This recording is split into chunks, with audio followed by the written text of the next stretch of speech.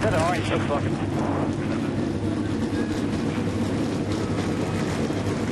And we are set to start the Pure Michigan 400.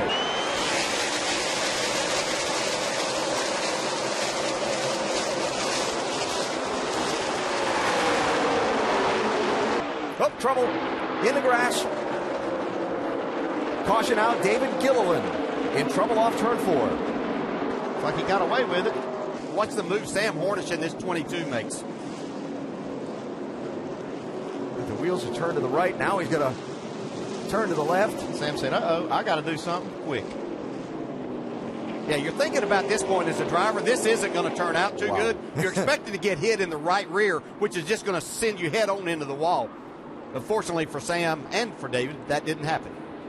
Here's a guy that has been on the move since the start of this race. Jimmy Johnson started in the back, was all the way up to 25th before the caution at lap 5, pitted. Now he's digging away on some more. Kurt Busch in the 51. Saw him have a wild slide off turn 4 a couple of minutes ago. Well, he just had another one. That was off of turn 2. Yeah, that's a hard hit right there. You know, these cars are very durable, but not sure how much of that they can take. Yeah, that's a pretty hard lick. Mark Martin out in front of Matt Kenseth by 2.5 seconds. Mark started on pole, has led every lap so far, including holding on to the lead through a restart after the only caution of the race through its first 60 miles. 17 slipped back to third, Dave.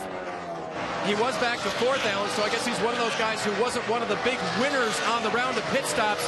He kind of wondered about the handling immediately after he left pit road.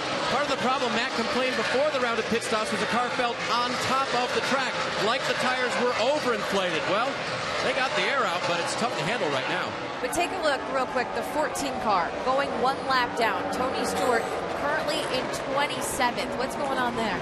Well, we're not sure. We've heard him say to his crew chief that they've lost a cylinder, but we talked about the sustained engine RPM here. Very high engine RPM, wear and tear on the valve train, a lot of cycles on the motor. We saw that the lowest RPM for right around 8,000 up in that 9,500 range. That's really tough on the valve train, guys. Right now he's saying the car just lays down off the corner, a little bit of a vibration. And here's what's going to happen. Steve Arrington just told Tony a minute ago, keep running. We're getting everybody in position in the garage area. Our engine guys, we're getting backup plug wires, ignition wire, everything we need. And when we tell you, that's Jeff Mindering, by the way, the car chief, talking to Steve Arrington right now. When we get everything ready, Tony, we'll have you pull in the garage area. We'll raise the hood and work on it. We have got to be able to finish this race. Oh, look, Montoya right in front of the leader. And he got him. Both of them. Casey Kane. Oh, look out. Don't get that wall. Don't get that wall. Oh, God. Oh.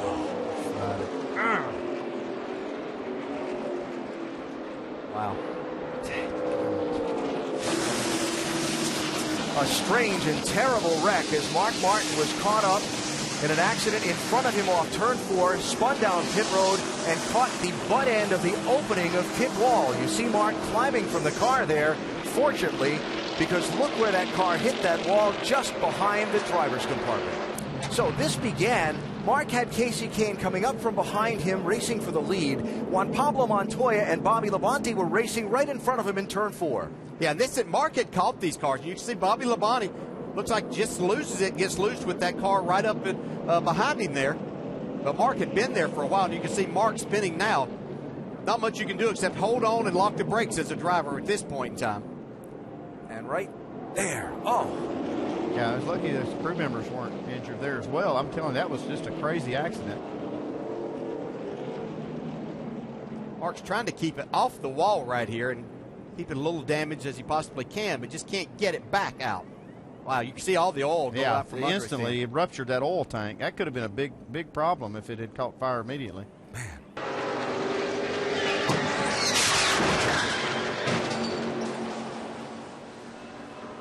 Tony Stewart back in the garage, Doc. Yeah, a moment ago, Tony came on the pit road. He wanted to come to pit road first, guys, and that's probably a good idea on his part. He said, let's raise the hood, let's identify the dead cylinder, let's change the plug wire, and see if we can get it to come back to life. If we can't get it to come back, and it won't fire on all 8, then I'll go to the garage area. We'll disengage the dead cylinder so it won't hurt the engine, and I'll go back out and run the rest of the day. Dale Earnhardt Jr. having an interesting conversation. What's Jeff's problem now? I have no idea. No idea. You look good, man. Did a great job on that start, bud. Is this spotter up there? Has he got a problem with me? I don't know. I'll find out. He's probably just mad you didn't follow him. It was going slower than I was. All right. Those days as a driver that were always so difficult, you had a fast race car, but it wouldn't get going on the restarts. And, man, it was just so frustrating. Let's see what we were talking about here. See, Junior just made a lane down there on the bottom. Does get the spot from Gordon. So the f***ing 88, he can thank me later for not wrecking his just that was f***ing stupid. Biffle and Keselowski just bouncing off each other there. Look at Sam take this 2 spots getting in the corner. Hang Odd on. job. Can he hold on to it? Hey, he might give those spots Whoa, back. whoa, whoa. It's like his teammate gave him a break. Now, just wonder about him getting up under his bumper there off the corner with him already loose, but Sam was able to hold on. Turn 3. Middle of the corner. Joey Logano has slapped the wall. I believe that was contact from Montoya, I believe. And significantly rearranged the right rear corner of that 20 car.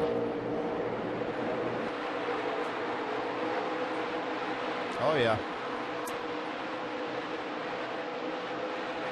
There's no way to save that with the way this racetrack is. Jeff Gordon is now off the pace. We talked about how hard this track is on engines. Tony Stewart's engine already had problems. Now we see Jeff Gordon Pretty maybe bad. struggling with it. I mean, it's only going to get worse. Yeah, I'm getting the plan right now. New leader, Greg Biffle, squeezed by Martin Truex Jr. during the break and has driven away from him since. We're seeing some of the fastest laps, especially after having a lot of laps on the tires. We've seen anybody. Biffle fell back there for just a second. And the last time, made a big charge. He was able to get his nose under Truex this time and keep the clean air on where he can make that drive off the corner.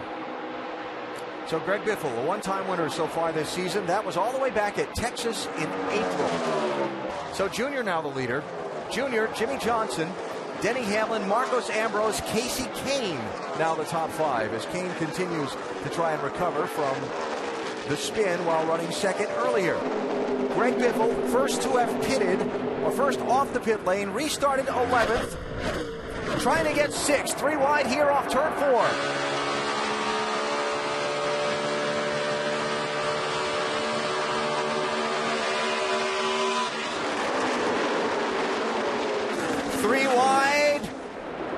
Tight squeeze in turn 4. Biffle gives way. It's going to cost him a couple of spots. Jeff Gordon, who's had such a bad day here as Jimmy Johnson, takes the lead from Dale Jr. now. 47 laps to go. A few more cars to cycle through, then Johnson will go back to the lead. Or will he? It might be Brad Keselowski. Yeah, great job, guys. How long can we start going back into the lead? Less than 10 laps. It's all about me in the 48 right now. Keep me posted. 37.60. He run a 38 flat. Tell you what, Jimmy, that 2 managed to get back out in front of us, man. He's going to be your leader. I don't know what you said there. I don't know how they pulled it off, but they did a damn good job. Yeah, I was saying that. I could have used that information earlier so I didn't give up all this time. The poor man, I didn't catch it. I apologize. For the 22 car, Doc. Exactly, Alan. He said a moment ago, said after that tire change came out, said, guys, we got something vibrating. So the yellow comes out. Couldn't have worked better for him. He'll come in and now go ahead and change all 4 tires. Hey, listen, Andy Picker, when you have a vibration, you got to change all 4 so you can make sure you get it. Left side tires going on, and Sam's away. Yeah, that's too bad, though. I mean, they had a really good track position. We're going to inherit some good track position from this. Now they're going to start back in the back again, and just 18 laps to go. Not a lot of time to get back to the front. I agree with that.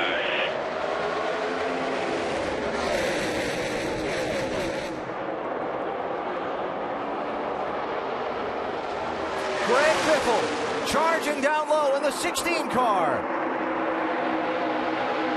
Casey Kane got a terrible restart there. You can see how far he's dropped back, still losing spots. Keselowski, Johnson. I love you, Dale Jr. Greg Biffle, top 3. And is Johnson going to have to get right to the bumper to really loosen Keselowski up to make that mistake? Just sneaks the left headlight out for 1 and 2 here. Oh, there's Lewis. There's the move. He's not going to give it up easily, though. I don't think he can do anything about it now. Your leader, 48. All right, baby, let's air that thing out. Don't look back. Biffle closing in on that 48 car. Yeah, there was about a half a second difference last lap. Smoke from the 48 car. Are you kidding me?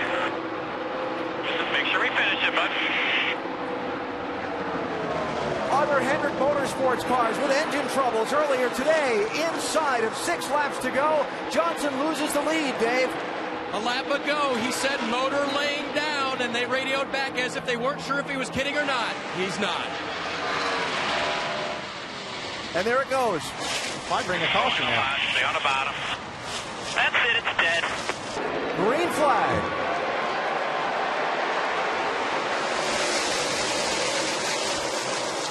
Casey Kane to the bottom, 3 wide in the 5 car.